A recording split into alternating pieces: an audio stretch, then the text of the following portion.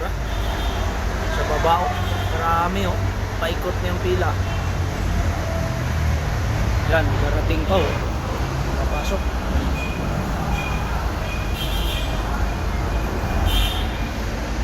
Hindi na kayanin ng biyahe ito nila. Ako isang last trip ko na to eh. Ilan na lang kami yung bumiyahe.